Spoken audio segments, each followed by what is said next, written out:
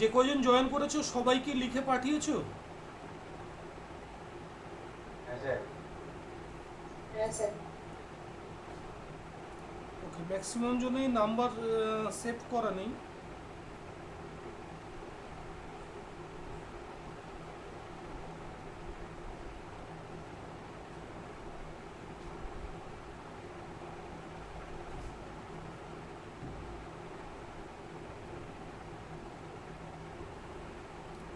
দেখো, মোটামুটি নিজেরাই ইভ্যালুয়েট করে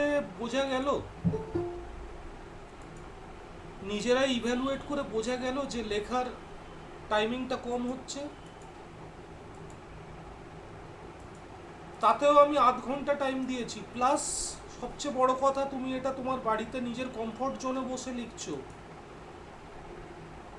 এটা কিন্তু হলে গিয়ে অনেক অনেক ডিস্টারবেন্স আসবে, পাশের জন্য একটু বেঞ্চটা নাড়াবে, কেউ কিছু বলবে, এরকম ডিস্টারবেন্স আসবেই। বাড়িতে তুমি যতটা কনসেন্ট্রেট করে লিখতে পারবে, এক্সাম হলে গিয়ে সেটা পসিবল হবে না। এবার যদি ব্যাপারটা নিজেরা বুঝতে পারো, এখানে কেউ বোঝাবে না, নিজেকে ইভ্যালুয়েট করে নিতে হবে যে আলটিমেটলি যদি তোমার প্রপার টাইমে না হয় তাহলে তুমি পিছিয়ে আছো, এবং যদি পিছিয়ে থাকো তাহলে চাকরিটা পাওয়া যাবে না। যেহেতু আগের দিনই আমরা জেনেছি মোটামুটি রাফ এস্টিমেট 12 জনে একজন পাবে।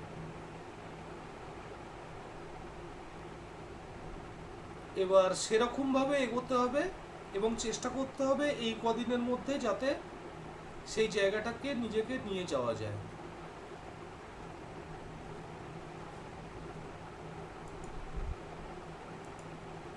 অনেকের লেখা মোটামুটি স্ট্যান্ডার্ড আসছে, বেশ কয়েকজন লিখেছে যথেষ্ট স্ট্যান্ডার্ড লেখা, কোনো বলার নেই কিছু। আমি কারুর নাম করে বলছি না,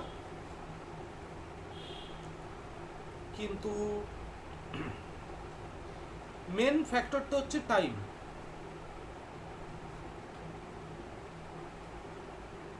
ওকে, তো টাইমের মধ্যে আমাকে লেখা শেষ করতে হবে, সেরকমভাবে প্র্যাকটিসটা করো। এটাকে একজন এক্ষুনি পাঠালে আমি পরে আবার রাফ চেক করে পাঠাবো, এ আবার প্রেসি লিখে পাঠায়নি। লাস্টে 309 নাম্বার কার এখানে? কেউ আছো?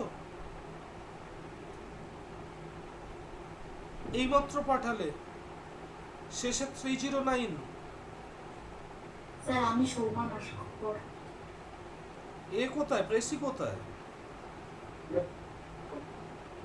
প্রেসিতে লেখা হয়নি। 10:30টায় শুরু করেছিলে? হ্যাঁ স্যার। তাহলে 10:30টায় শেষ শুরু করে তুমি আমাকে 11:20-তে পাঠাচ্ছ। আমি ধরছি তোমার আরো 5 মিনিট আগে শেষ হয়েছে।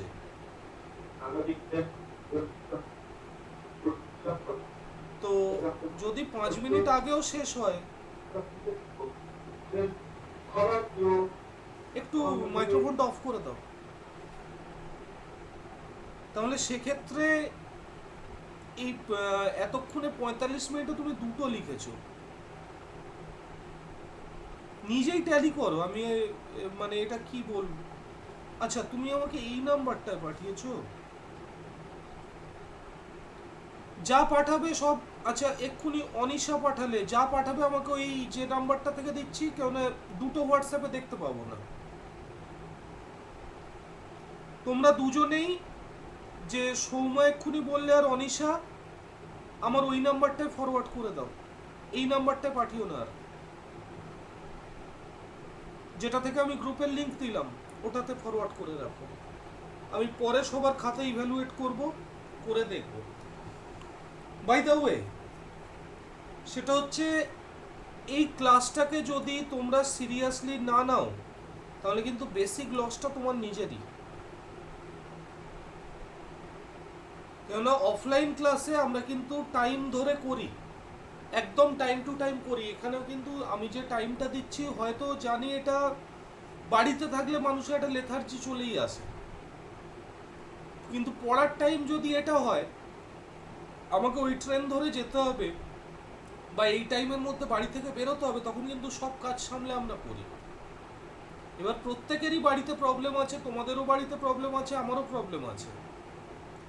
তবু চেষ্টা করো টাইমলি 10:30টার মধ্যে কাজ শেষ করে একদম খাতা পেন নিয়ে বসে যেতে। আমি জানি অনেকে হয়তো ঠিক সেইভাবে সিরিয়াসলি নিচ্ছ না জিনিসটাকে। আমি 10:30টায় দিলাম, তুমি 10:40-এ দেখলে, তারপর লেখা শুরু করলে। এভাবে হবে না কিন্তু। 2 মাসও আর সময় নেই। যদি চাকরি পেতে হয় তাহলে সেরকম ড্যাম সিরিয়াসলি কিন্তু পড়াশোনা করতে হবে, আদারওয়াইজ করে কোনো লাভ নেই। কেননা এখানে পাস করার গল্প নেই, এখানে দিনের শেষে তোমার টপ করতে হবে। তো যাই হোক, মোটামুটি লেখাটা ঠিকঠাকই দেখলাম অনেকেরই।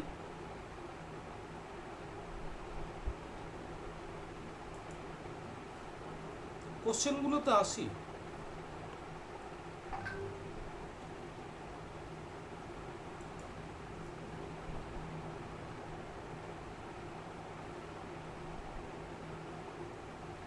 রিপোর্টটা আমি এখানে লেখাবো, হয়তো গ্রুপে পাঠিয়ে দেবো। এখানে আমরা যতটা বেশি সম্ভব ট্রান্সলেশন আর প্রেসি প্র্যাকটিস করবো।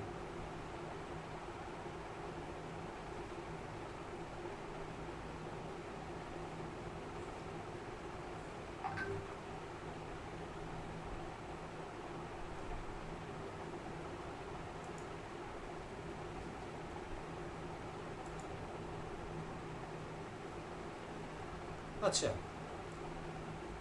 এটা মোটামুটি পারার মতনই, এমন কিছু খুব একটা টাফ কিন্তু নয়। এবং আশা করা যায় এবছর এতে যেরকম কোশ্চেন দিয়েছে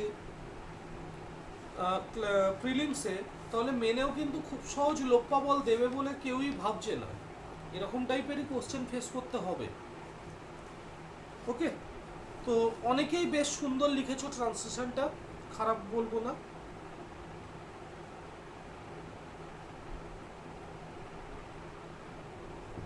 এটাকে আমরা সিম্পলি এভাবে লিখতে পারি, অকস্মাৎ ইন্দ্র সোজা হইয়া দাঁড়াইয়া কহিল ইনভার্টেড কমার মধ্যে আমি যাব। আচ্ছা, একজন দেখলাম, কার লেখায় দেখলাম মনে পড়ছে না, সেই ইনভার্টেড কমাগুলো দেয়নি। তো ইনভার্টেড কমা যদি দেওয়া থাকে, যে এটা টেক্সটটা দিচ্ছে তাতে যদি ইনভার্টেড কমা দেওয়া থাকে, আমি রেকমেন্ড করবো ইনভার্টেড কমা দিয়েই লেখো।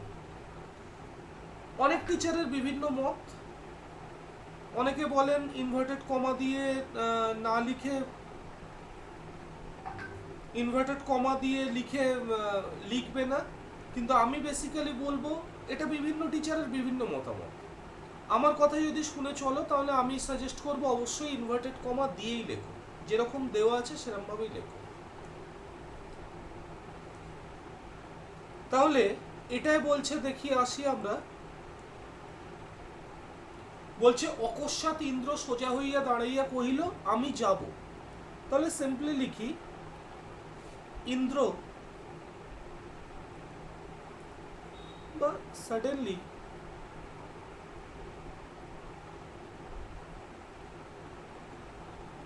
Indra stood up. Suddenly Indra stood up.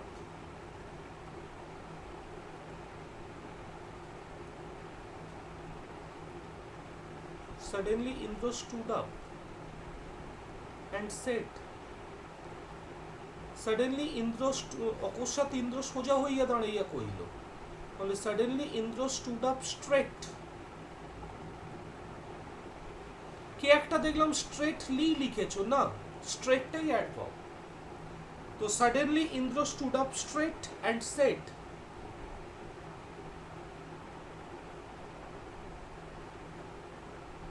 কি না আমি যাব, তাহলে I will go.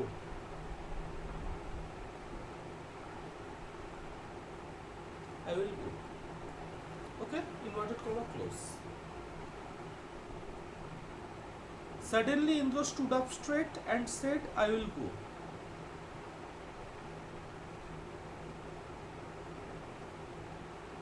Okay? এবার তোমার যদি আরেকটু ঘোরাতে হয় তাহলে সাডেনলি না লিখে বলতে পারো abruptly, abruptly Indra stood up straight and said, সেটাও বলতে পারো, বা অ্যাট ওয়ান্সও বলতে পারি। ওকে, সুইফটলি বলতে পারি, সুইফটলি বলো না, প্রম্পটলিও বলতে পারি, বাট সাডেনলি এখানে ভালো শোনাচ্ছে, কোনো অসুবিধা নেই। তাহলে suddenly Indra stood up straight and said I will go. তারপরে কি বলছে, আমি সভয়ে তাহার হাত চাপিয়া ধরিলাম। পাগল হয়েছো ভাই? তাহলে I grabbed his hand,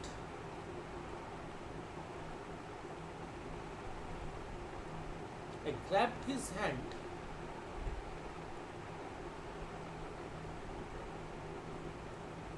with fear.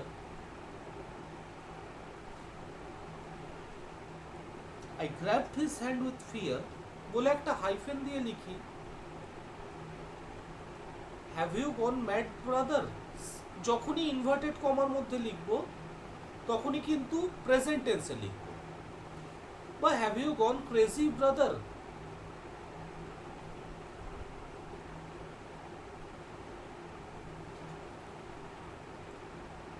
Question mark, inverted comma, close. Okay, মানে বিষয় শুধু চিহ্নটা ছিল, ওখানে কি মানে কোশ্চেন মার্ক দেবো? ও এখানে ছিল না, পাগল হয়েছো ভাই, সরি, ওই সাইডটা exclamation sign, have you gone mad brother বা have you gone crazy brother, যা খুশি বলতে পারি। ওকে, বা উইথ ফিয়ার না বলে, উইথ ফিয়ার না বলে আমরা বলতে পারি I grabbed his hand with ফ্রাইটও বলতে পারি, FRIGHT, ফ্রাইট। ওকে, বা উইথ প্যানিকও বলতে পারি, একই কথা, I grabbed his hand with panic, have you gone mad brother. Clear? বা I grabbed his hand with অ্যাজিটেশনও বলতে পারি, কোনো অসুবিধা নেই, একই কথা। তারপরে কি বলছে, ইন্দ্র তাহার জবাব দিল না। তাহলে সিম্পল হইতে কি লিখবো, Indra did not reply to it. Indra did not reply to it. তো রিমেইন সাইলেন্ট হবে? ইন্দ্র রিমেইন সাইলেন্ট, একই কথা। বাট উত্তর দিল না, চুপ করে থাকলো, একই কথা, বলতেই পারো, কোনো ভুল কিছু নেই। হ্যাঁ, ডিড নট আটার এ ওয়ার্ড, একই কথা। হ্যাঁ বলো। হ্যাঁ, টার্নড এ ডিফিয়ার আরো ভালো, ইন্দ্র টার্নড এ ডিফিয়ার, এটা একটা ইডিয়ামস হয়ে যাচ্ছে, Indra turned a defier to my word, এভাবেও বলতে পারি, একই কথা। এটা বললে আরো বেটার হবে, Indra turned a defier to my word. একটা বড় ছুরি পকেট হইতে বাহির করিয়া বাঁ হাতে লইয়া কহিল, তুই থাক শ্রীকান্ত। তাহলে he took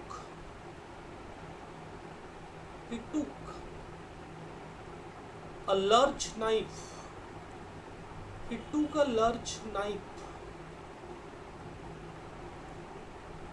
out of his pocket, he took a large knife out of his pocket.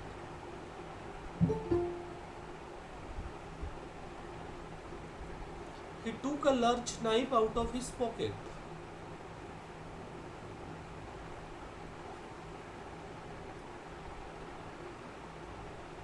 Sir বলছি এখানে ফিফটি মার্কটা লিখলে হবে স্যার? বলতেই পারি, কোনো অসুবিধা নেই। তো he took a large knife out of his pocket, comma দিয়ে কি বলছে, একটা বড় ছুরি পকেট হইতে বাহির করিয়া বাঁ হাতে লইয়া কহিল, তুই থাক শ্রীকান্ত, আমি না ফিরে এলে বাড়িতে গিয়ে খবর দিস, আমি চললাম। তাহলে he took a large knife out of his pocket, comma, held it in his left hand, held it in his left hand and said, held it in his left hand and said, বলে inverted comma শুরু হচ্ছে। তাহলে inverted কমার মধ্যে কি লিখব, তুই থাক Srikanta, stay here, Srikanta, stay here Srikanta.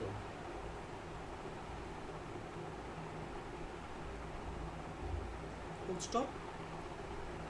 আমি না ফিরলে বাড়িতে গিয়ে খবর দিস। If I don't return, if I don't return,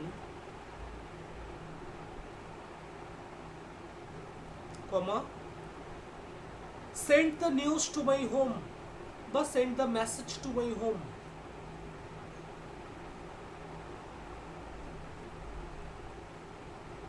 Send the news to my home. আমি চললাম, তাহলে কমা দিয়ে I am leaving.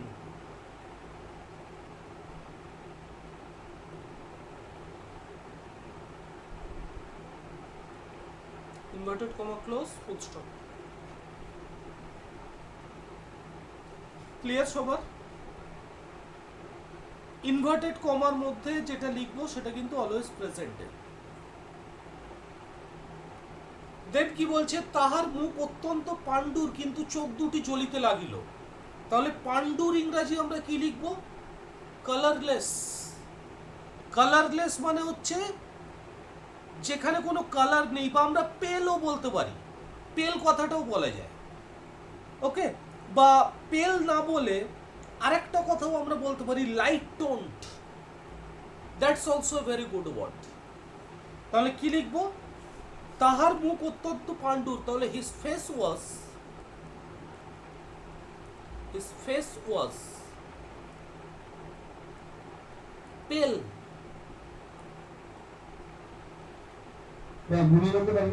হ্যাঁ বলো। গ্লুমিটা ঠিক এখানে ব্যবহার হবে না। গ্লুমি মানে বিষণ্ণ, কিন্তু পাণ্ডুর বলতে যেখানে মানে ফ্যাকাশে হয়ে গেছে আর কি। তাহলে হিজ ফেস ওয়াজ পেল, বা পেল যদি না লেখো তাহলে লাইট টোন্ট কথাটা লিখতে পারো। LIGHT light hyphen toned TONED। His face ওয়াজ লাইট টোন্ট কিন্তু চোখ দুটি জ্বলিতে লাগিল। অনেকে দেখলাম লিখেছো এখানে বার্নিং, না এখানে জ্বলা মানে চোখ দুটি জ্বলিতে লাগিল যেটা বলছে সেটা হচ্ছে বার্নিং মানে কোনো কিছু আগুন জ্বলছে না। বার্নিং কথাটার মিনিং হয় আগুন জ্বলা। এখানে জ্বলিতে লাগিল মানে রাগে। রে ভাই, কটা থেকে ক্লাস কটায় জয়েন করছো? আমি নেক্সট ডে থেকে কিন্তু লিংক দেওয়ার 5 মিনিট পরে আর কাউকে অ্যালাউ করবো না। তাহলে কি বলছে? His face was pale but his eyes lit up. জ্বলিতে লাগিল বলতে এখানে লিট আপ। বার্নিং কথাটা এখানে একদম রং ইউসেজ, কেটে দেবে কিন্তু। His face was pale but his eyes lit up, চোখ দুটি জ্বলিতে লাগিল। দেন কি বলছে? আমি তাহাকে চিনিয়াছিলাম। এখানে চিনিয়াছিলাম বলতে আমি তাকে চিনতাম এরকম বোঝাচ্ছে না। অনেকে লিখেছো দেখলাম আই নিউ হিম। না, নিউ হিম মানে আমি তাকে চিনতাম, বাট চিনিয়াছিলাম মানে কি, যে আমি তাকে তার স্বরূপটা বুঝতে পেরেছিলাম। তার স্বরূপটা কেমন সেটা আমি, হ্যাঁ, recognised is the right word here, right? So we need to use the word, proper word will be fitted here, recognised. তাহলে আই রেকগনাইজড হিম।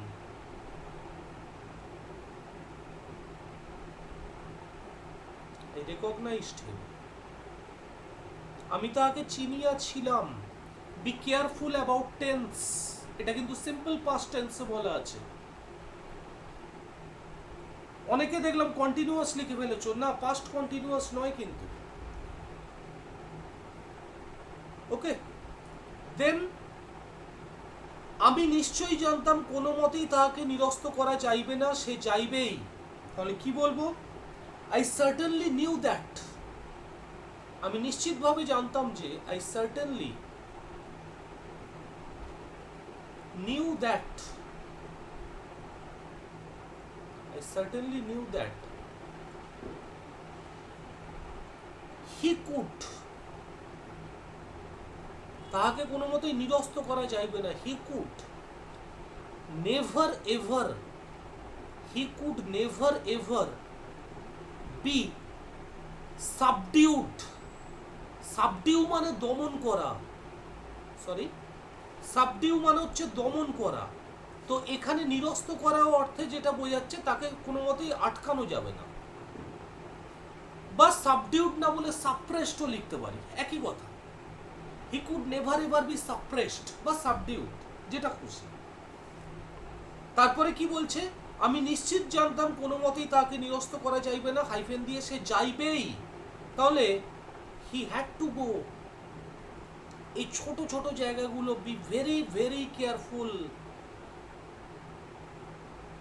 অনেকে এই ছোট জায়গাগুলো ভুল করে ফেলছো। সে যাইবেই মানে তাকে যেতেই হবে, বাট কখন? পাস্টে চলছে। বলো,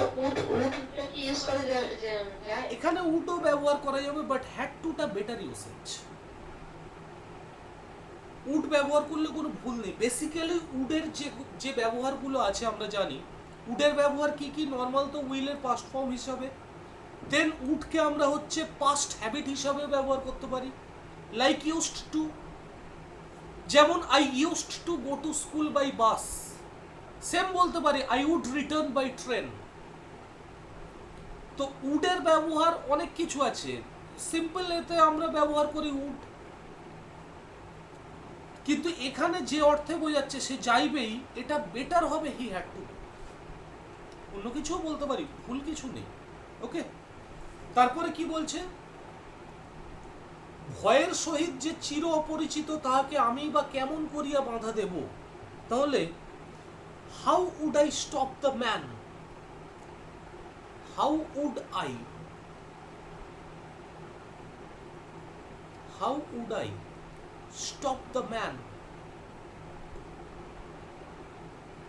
how would I stop the man who is completely unfamiliar, who is completely unfamiliar with fear। বা এভাবেও লিখতে পারি, how would I stop the man who is so much daredevil, who is so much daredevil।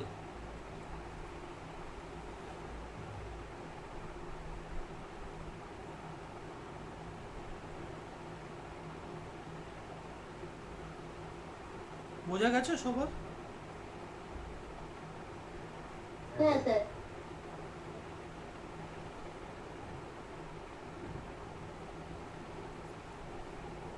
তাহলে এখানে আমি who is so much ডেয়ার ডেভিলও বলতে পারি, হু ইজ সো মাচ ডন্টলেসও বলতে পারি। ডন্টলেস, ডন্টলেস মানেও যে খুব দুঃসাহসী, বা আনডন্টেড বলতে পারি। UNDAUNTED, আনডন্টেড। বা রুথলেসও বলতে পারি, সরি রুথলেস নয়, এক্সট্রিমলি সরি, রেকলেসও বলতে পারি।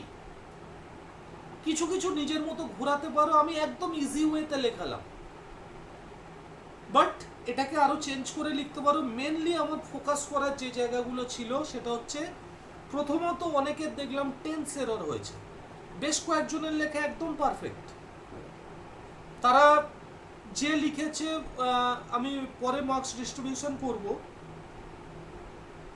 মোটামুটি ওই লেখাটা লিখে আসতে পারলে 20-র মধ্যে মোটামুটি আশা করা যায় 13-14 দিয়ে দেবে, যদি এক্সামিনার মুড ভালো থাকে। এবার বাড়িতে বউয়ের সঙ্গে ঝগড়া হলে আবার এক্সামিনার খাতা দেখতে বসলে মুশকিল, ওটা কপাল, কিচ্ছু করার নেই।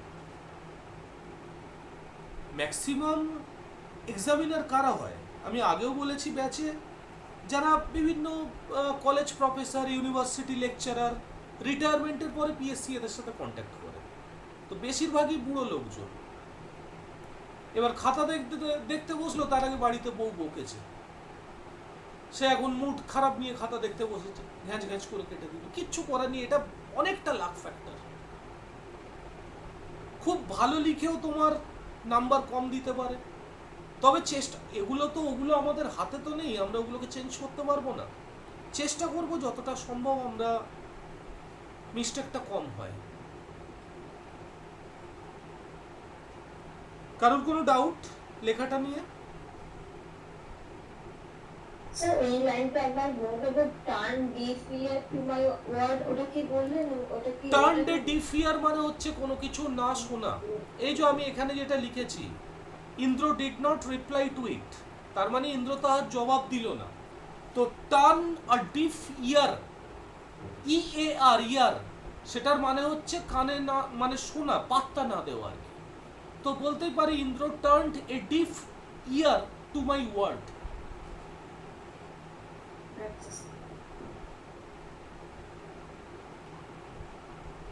কারোর কোনো ডাউট এটা নিয়ে? স্যার ওই এটা কি বলা যেত যে হি ডিড নট হিট বা Indra did not heed? Indra did not ও পে হিট, আচ্ছা হ্যাঁ পে হিটও বলতে পারি। Indra did not pay heed to it, reply না লিখে এখানে লিখেই দিতে পারো পে হিট। পে হিট মানে হচ্ছে পে অ্যাটেনশন।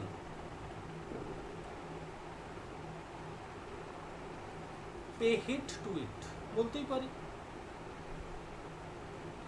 কিন্তু এগুলো আমি যেটা বলতে চাইছি, এগুলো ভাবতে গিয়ে কিন্তু বিশেষ লেট করবে না, যে আমার মাথায় আসছে না, পরে খেয়াল পড়লো টুক করে ওটা কেটে লিখে দিলে, কিন্তু ভাবতে গিয়ে আমার 10 সেকেন্ড 15 সেকেন্ড চলে গেল, সেটা জাস্টিফাইড না। সবার কাছে ক্লিয়ার? এক্সামে স্যার এরকম পেপার দেয়? কিসে? আপনার এক্সামে কি স্যার এই পেপার দেয় না, আমি লিমিটেড স্পেশাল মধ্যে লিখতে হয়? না না, পেপার দেবে তো, পেপারের মধ্যে লিখতে হবে। এবার কেমন দেবে দেখা যাক। এরকমও হতে পারে হয়তো পুরো কোশ্চেনটা দিয়ে দিল, কিছু কিছু অল্প জায়গা রেখে দিল, সেভাবেও দিতে পারে। যদি ছোট জায়গা দেয় তাহলে তোমাকে ছোট করেই লিখতে হবে, তবে লেখার মতো জায়গা দেবে, সেটা নিয়ে অসুবিধা নেই। এবার তুমি যদি খুব বড় করে লেখো তাহলে মুশকিল। তবে একটা কথা, আরেকটা জিনিস সবাইকে বলার, সেটা হচ্ছে ম্যাক্সিমাম জনেরই, যারা যারা আমাকে লেখা পাঠালেই মাত্র, careful with your hand writing. তুমি তাড়াতাড়ি লিখতে গেলে হাতের লেখা এদিক ওদিক হয়ে যাবেই, কিচ্ছু করার নেই, কিন্তু তার মধ্যেও প্র্যাকটিস করে করে এমন চেষ্টা করতে হবে যাতে হাতের লেখাটা ভালো হয়, because your first impression is your hand writing. Teacher পড়বে কিনা সেটা নির্ভর করবে তোমার হ্যান্ড রাইটিং এর উপরে, না হলে খারাপ হাতের লেখা হলে টিচার কিন্তু পড়বে না মনোযোগ দিয়ে। এবার পুরোটাকে ব্যালেন্স করতে হবে, আমি একদিকে বলছি তাড়াতাড়ি লিখতে হবে, তোমাকে টাইমের মধ্যে কমপ্লিট করতে হবে, আবার হ্যান্ড রাইটিং এর গল্পে আসছি, তাহলে সেটা একমাত্র পসিবল ব্যালেন্স মেনটেন করা যখন তুমি কিন্তু প্রচন্ড পরিমাণে প্র্যাকটিস করবে, তবেই সেটা পসিবল, আদারওয়াইজ নট পসিবল।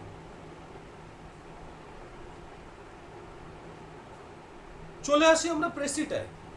প্রেসিটা ইজিই ছিল, অনেকেরই লেখা ভালোই হয়েছে। কি বলছে?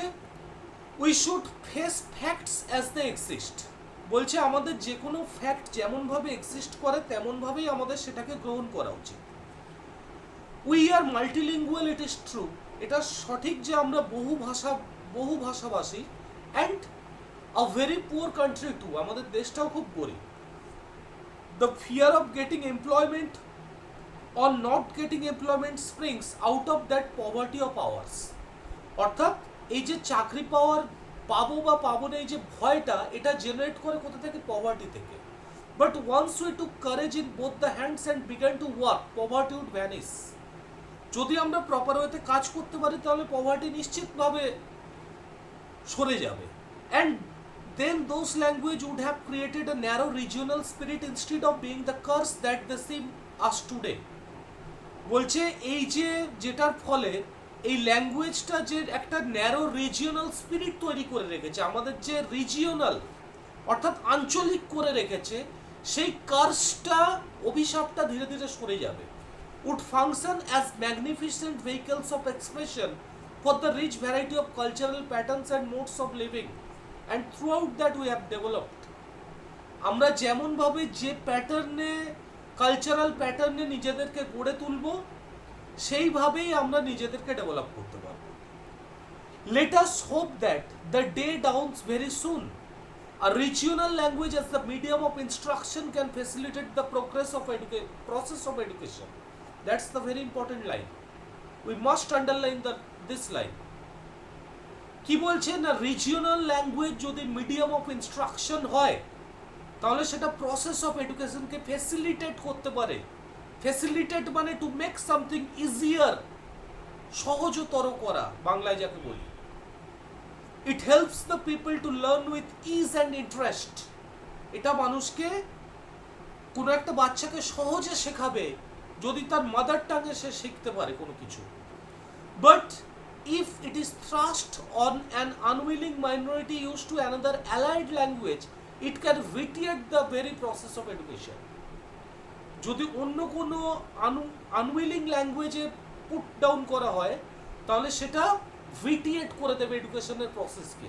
ভিটিয়েট মানে ডিস্ট্রয় করে দেবে। It is supposed to help and would create difficulties of a socio political nature. Socio political নেচারে এটা অবশ্যই হেল্প করবে। তাহলে ওভারঅল আমরা কি পাচ্ছি, অনেকেই দেখলাম মোটামুটি ভালোই লিখেছো, স্ট্যান্ডার্ড লেখা লিখেছো। এটা যেটা মেন জায়গাটাকে ফোকাস করতে চাইছে সেটা হচ্ছে রিজিওনাল ল্যাঙ্গুয়েজের এডুকেশনটা। যে এডুকেশন যদি রিজিওনাল ল্যাঙ্গুয়েজে দেওয়া যায় তাহলেই সঠিকভাবে আয়ত্ত হবে। এবং তার সাথে কি বলেছে না, we need to be courageous. এখানে আমরা কিছু বিখ্যাত উক্তিও তুলে দিতে পারি। এপিজে আব্দুল কালামের উক্তি তো ওটা, যদি কোনো মানুষ দরিদ্র হয়ে জন্মগ্রহণ করে, if a man born poor it's not his fault, but if he dies poor that's his fault. মানে যদি কেউ গরিব হয়ে জন্মায় সেটা তার দোষ নয়, কিন্তু যদি কেউ গরিব হয়ে মারা যায় সেটা তার দোষ।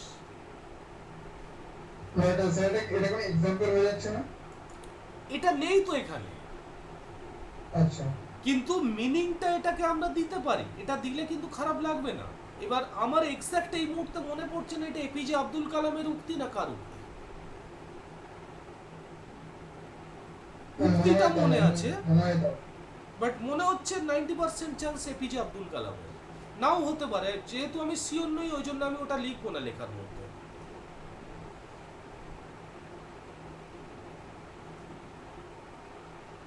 তাহলে আমরা এটাকে অনেকে দেখলাম, দেখি দু একজনের লেখা পড়ি। বিল গেটসের কি?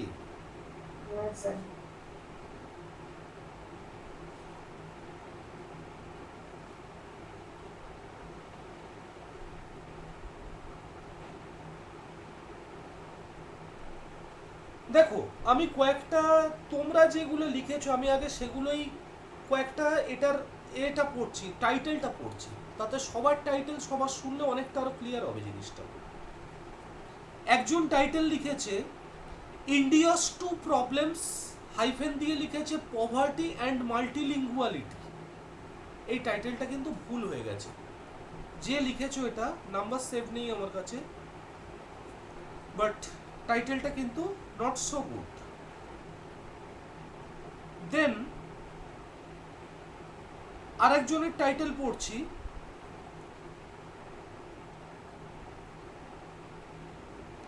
Importance of regional languages. এটা ভালো টাইটেল, যেহেতু রিজিওনাল ল্যাঙ্গুয়েজের যে ইম্পর্টেন্স, তবে এটা বলে দিলে ভালো হতো importance of regional languages on education, যেহেতু এডুকেশনের উপরে বেস করে বলেছে এটা। আরেকজন লিখেছে টাইটেলটা essentiality of regional languages. Essentiality of regional languages, ভালো টাইটেল। আরেকজন টাইটেল দিয়েছে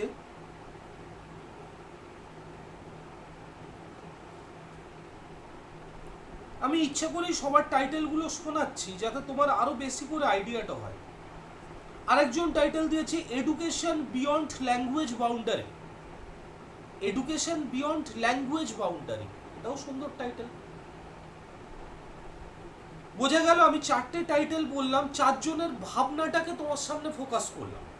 এবার নিজেকে বুঝতে হবে যে কোন জায়গাটা আরো বেটার হবে।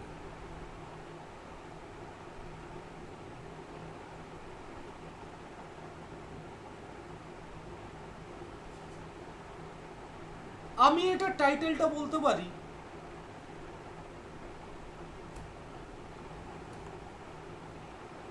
তোমাদের টাইটেলগুলো নিঃসন্দেহে ভালো হয়েছে, বাট আমি হলে লিখলে এটাকে আমি এরকম লিখতাম,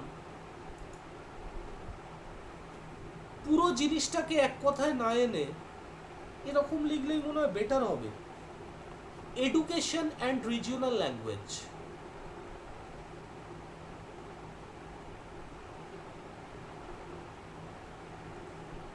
education and regional language.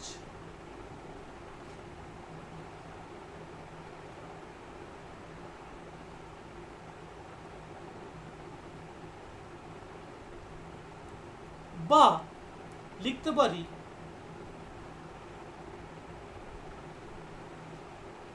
the importance of regional language on education বা the implication of regional language on education, এটাও লিখতে পারি।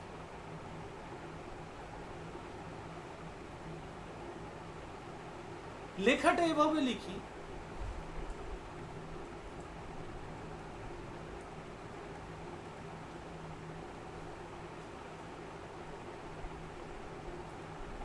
লেখাটা এভাবে লেখো,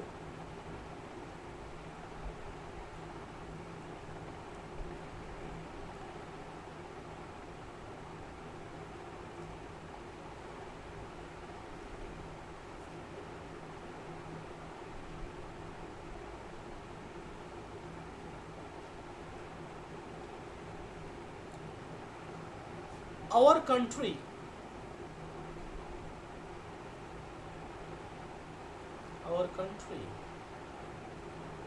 though our country though poor our country though poor yet has many languages. Our country though poor yet has many languages.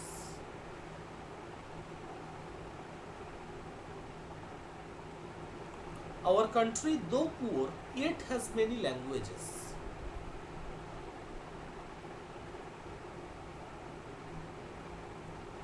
If with effort and dedication,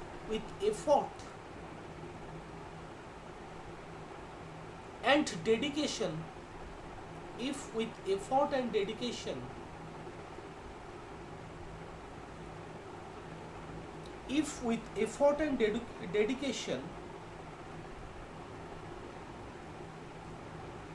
we are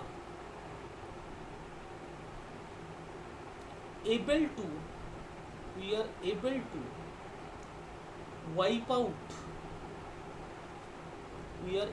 to wipe out poverty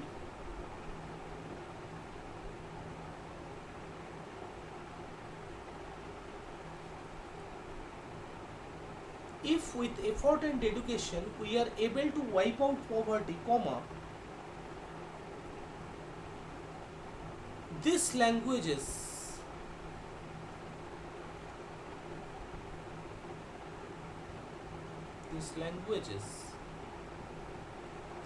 will become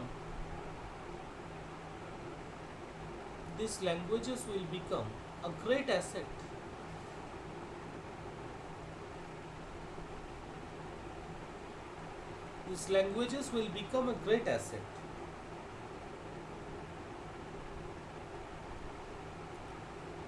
a regional language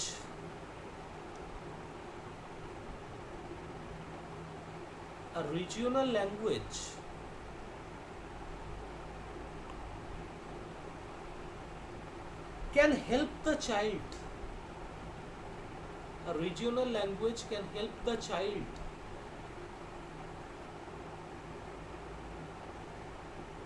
in picking up. The regional language can help the child in picking up things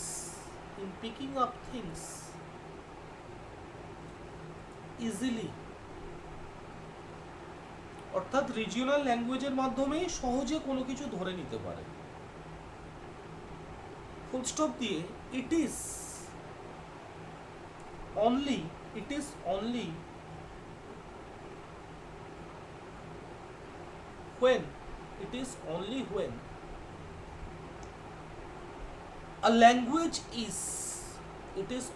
when a language is forced upon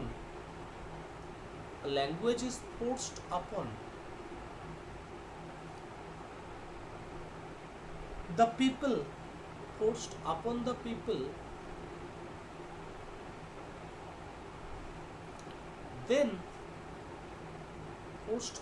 people, then it checks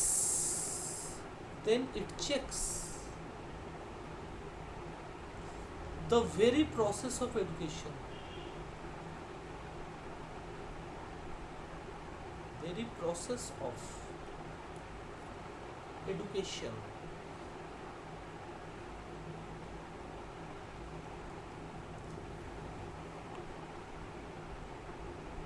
ভালো করে পড়ে দেখো। বলছে আমাদের country যদিও গরিব তবুও আমাদের প্রচুর ল্যাঙ্গুয়েজ আছে, কিন্তু যদি কেউ প্রপার এফোর্ট অ্যান্ড ডেডিকেশন দিয়ে আমরা যদি পভার্টিটাকে ওয়াইপ আউট করতে সমর্থ হই, তাহলে এই ল্যাঙ্গুয়েজগুলো একটা বড় অ্যাসেটে পরিণত হবে। কোনো চাইল্ড রিজিওনাল ল্যাঙ্গুয়েজের মাধ্যমে কোনো জিনিস সহজে ধরে নিতে পারে, আর যদি কোনো ল্যাঙ্গুয়েজ কারোর উপর জোর করে চাপিয়ে দেওয়া হয়, তাহলে সেটা এডুকেশনের প্রসেসকে চেক করবে, অর্থাৎ হ্যাম্পার করবে। এখানে চেকস বলতে হ্যাম্পার করা।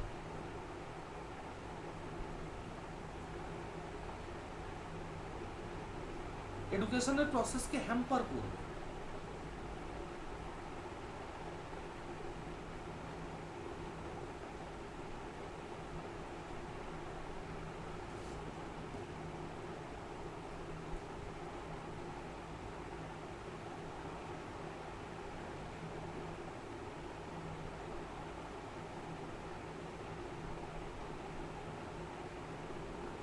বোঝাতে পারলাম সবাইকে?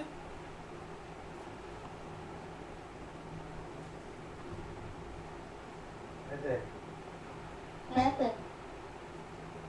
বলো, কারো কোনো ডাউট হলে বলো।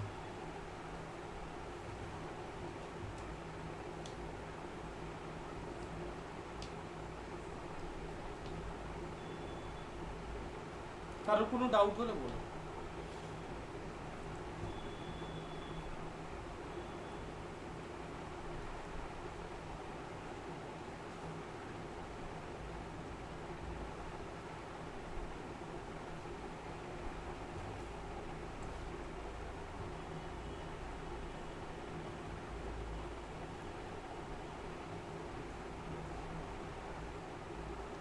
সবার লেখা হয়ে গেছে?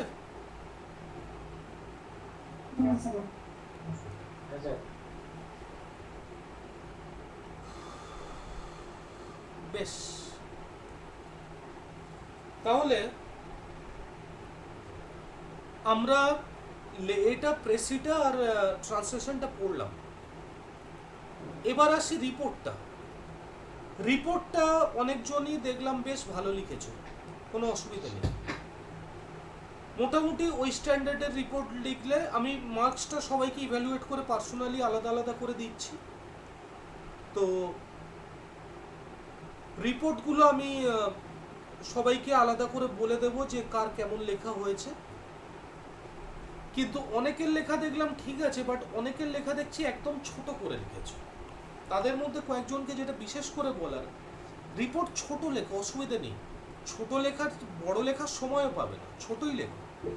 কিন্তু ছোট লিখলে সেটাকে প্যারা করে লেখো। চেষ্টা করো অন্তত 3টে করতে, যদি না হয় অন্তত 2টো প্যারা পড়ো।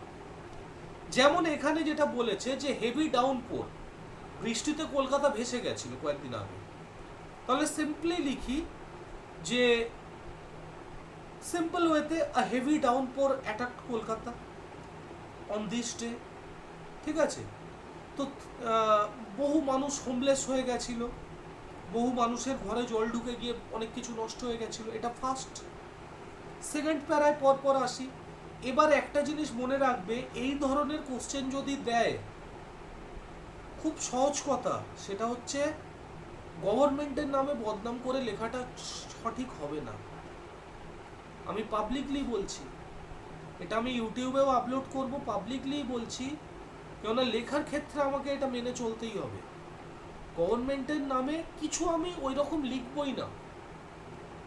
কোনো কার আমাকে লিখতে দিয়েছে বৃষ্টির ফলে কি কি ক্ষতি হয়েছে, আমি ক্ষতিগুলো লিখব। আমি লিখব স্টেট গভর্নমেন্ট কোনো কম্পেনসেশন করেছে, কম্পেনসেট করবে এরকম জানিয়েছে, প্রমিস করেছে। আর তার সঙ্গে কি বলতে পারি যে গভর্নমেন্ট চেষ্টা করেছে অ্যাজ সুন অ্যাজ পসিবল সেটাকে ড্রেন করে দেওয়া যায় ওয়াটারটাকে। তো কোনো রকম কোনো বলো পয়েন্ট অফ ভিউ ব্যবহার করতেই আমি বারণ করছি। তোমার নিজের কোনো politically biased point of view লেখারই দরকার নেই, যেহেতু স্টেটের পরীক্ষা। বোঝা গেছে?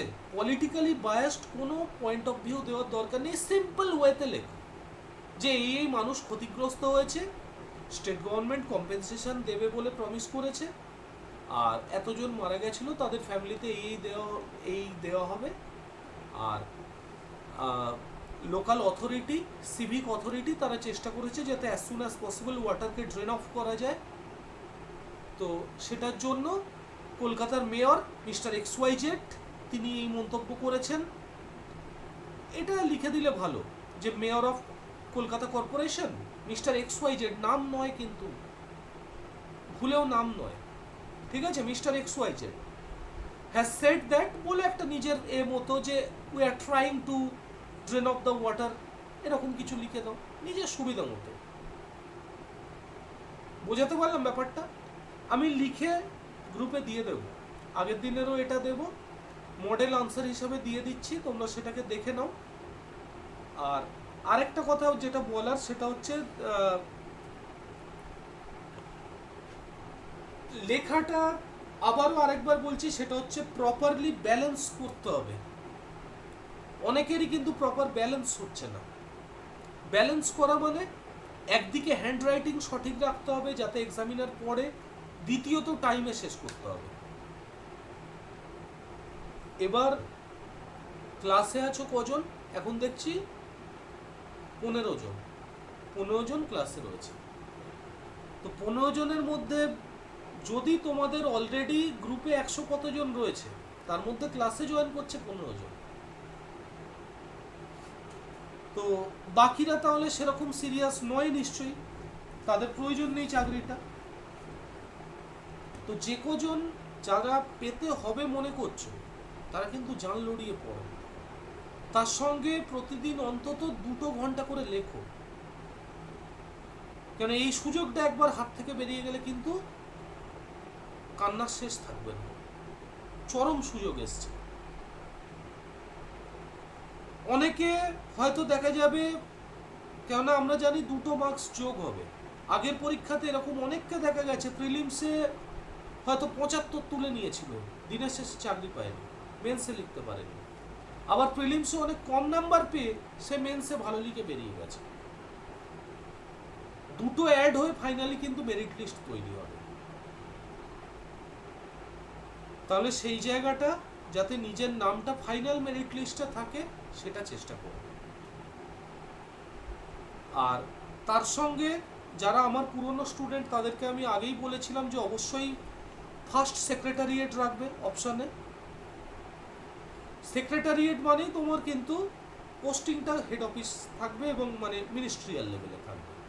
বাট বাকি কিন্তু রিজিওনাল পেলে মুশকিল, কোথায় ঠেলে দেবে? উত্তরবঙ্গের ছেলেকে দক্ষিণবঙ্গে পাঠিয়ে দেবে, দক্ষিণবঙ্গের ছেলেকে উত্তরবঙ্গে। তো খুব সমস্যা বাড়ি ছেড়ে বাইরে গিয়ে থাকা। সুতরাং চেষ্টা করো যতটা হাই নাম্বার তোলা যায় সেটাই বলবো। ঠিক আছে, কারো কোনো ডাউট? স্যার বলছি কয়েকটা মডেল ওই রিপোর্ট লিখিয়ে দেবেন স্যার, রিপোর্টটা খুব অসুবিধা হবে। লিখে আমি পাঠিয়ে দেবো। রিপোর্ট তৈরি করে বলছি আমারও রিপোর্টটা নিয়ে মানে আইডিয়া জেনারেট করতে পারছি না, এটার জন্য স্যার আমি তো আগেই বললাম 7, 8, 9, 10, 11, 12 পাশের বাড়িতে কোনো বাচ্চার কাছ থেকে গ্রামার বই চেয়ে আনো। নিউ হরাইজন, হাইলাইটস, যা আছে যেখান থেকে যা পাও আগে আনো, এনে পড়ো। যত পড়বে তত তোমার মধ্যে সেন্টেন্স কনস্ট্রাকশনের ক্ষমতা আসবে, ফরম্যাটটা ক্লিয়ার হবে। 7-8 বইতে হামেশাই পাবে, কোনো লজ্জা করো না। বই চেয়ে আনো পাশের বাড়ি বাচ্চার কাছ থেকে, চেয়ে এনে পড়ো। এইসবই। পিকেদের সরকার কি হবে? হ্যাঁ, পিকেদের সরকার? পিকেদের সরকার তো হবেই, শুধু পিকেদের সরকারে হবে না। আরো দেখো, দেখবে তোমার বাড়ির পাশে যদি 8-9 কোনো বাচ্চা থাকে, দেখবে তার কাছে ছায়া পাবলিকেশনের ওই ওদের মানে বই হয়। মানে বইটা একদিনের জন্য চাও, দেখো ওখানে অনেক রিপোর্ট দেওয়া আছে, রায় অ্যান্ড মার্টিনের বই, অনেক রিপোর্ট দেওয়া আছে, পড়ো ওগুলো। ওগুলো পড়তে পড়তেই তোমার আইডিয়া জেনারেট করবে। কেউ তোমাকে, আমি 10টা রিপোর্টের স্যাম্পল দিলেও মুখস্থ করাও সম্ভব নয়, আর হলে গিয়ে লেখাও সম্ভব নয়। তোমার দরকার আগে রিপোর্টের আইডিয়াটাকে তৈরি করা। রিপোর্টের আইডিয়া তৈরি করার জন্য সবচেয়ে ভালো জিনিস সেটা হচ্ছে ক্লাস 7-8-9-10 বই, বেসিক রিপোর্টগুলো। আর এই বেসিক রিপোর্ট একটা দেবেই। আগের বারেও যেরকম দিয়েছিল, যে কি দিয়েছিল, আগুন লাগা বোধ হয় নাকি, আগের বছর কি ছিল, আগুন লাগা একটা দিয়েছিল, আগুন লাগা, আর একটা কোভিডের উপরে কিছু একটা দিয়েছিল। তো বেসিক রিপোর্ট একটা দেবে, কেন ওরাও জানে, এক্সামিনাররাও জানে যে আমরা কোশ্চেন সেট করব, সেটা তো 6টা একটা স্টুডেন্ট লিখবে, তো সেরকম টাইমের মধ্যে সেরকম কোশ্চেন তো দেবে। বোঝাতে পারলাম ব্যাপারটা? তো চেষ্টা করো মোটামুটি আগে এগুলোকে পড়ে নিজের আইডিয়াটাকে তৈরি করার। এছাড়া আমি তো মডেল রিপোর্ট কিছু দেবই, কিন্তু আমি যেগুলো দেব তার চেয়েও আমি আগে সাজেস্ট করব 7 থেকে 12 ইংলিশ গ্রামার বই বা মানে বইতে যে রিপোর্টগুলো আছে সব পড়ে ফেলো। প্লাস তার সঙ্গে প্রথম দিন ক্লাসেই আমি বলেছিলাম চ্যাট জিপিটি ইউজ করো, ভালো করে শেখো। চ্যাট জিপিটি, পারপ্লেক্সিটি করলে তো আরো ভালো। এখন এয়ারটেল থ্যাঙ্কস অ্যাপের সাথে 1 বছর পারপ্লেক্সিটি ফ্রি দিচ্ছে। এগুলোকে শেখো, ওখানে লেখো। Write a 200-word report for me on this topic. 1000 একটা আসবে, গুগল সার্চ করো, পড়ো সেগুলো। যত পড়বে তত তোমার মধ্যে আইডিয়া জেনারেট করবে, আর সেগুলোকে লেখার চেষ্টা করো। 10টা জায়গা থেকে পড়লে, suppose for example tree plantation programme, তোমাকে দিল ট্রি প্ল্যান্টেশন প্রোগ্রাম, সেটার উপরে একটা নিউজ পেপার রিপোর্ট লেখো। তুমি চ্যাট জিপিটিতে দেখো, অন্য কোথাও দেখো, কোনো বই থেকে পড়ো, কোনো মানে বই থেকে পড়ো, গুগল থেকে 2-একটা ওয়েবসাইটে দেখো। এইবার দেখার পরে নিজে লেখার চেষ্টা করো, এবং টাইম ধরে 7 থেকে 8 মিনিটের মধ্যে লেখো। বোঝাতে পারলাম? This is the easiest way, এবং এটাই সবচেয়ে ফর্মাল ওয়ে। এইভাবে চেষ্টা করো, সময় দাও, একটা নির্দিষ্ট সময় করে নাও সবাই। আর এই ক্লাসটাকে লাইটলি নিও না। আমি কিন্তু নেক্সট দিন থেকে, আজকে দেখলাম অনেকেই লেটে জয়েন করেছে, আমি লিঙ্ক দেওয়ার 10 মিনিটের পর থেকে আর কাউকে অ্যালাউ করবো না। ক্লাসটা যদি ক্লাসের মতো সিরিয়াসলি করতে হয় তাহলেই করো, আদারওয়াইজ প্রয়োজন নেই। কারোর কোনো ডাউট?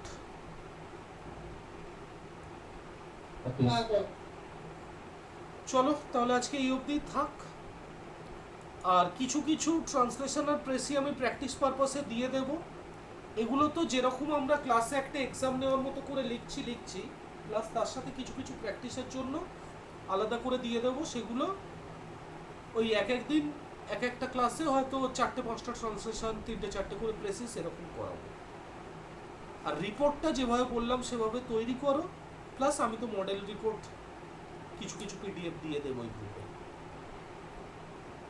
বাট পিডিএফ পড়াচ্ছে, মানে আমি যে কটা দেবো সেই মডেল এ পড়াচ্ছে, নিজেরা এইভাবে তৈরি করো, তাতে তোমার অজানা টপিক এলেও তুমি লিখে আসতে পারবে পরীক্ষায়।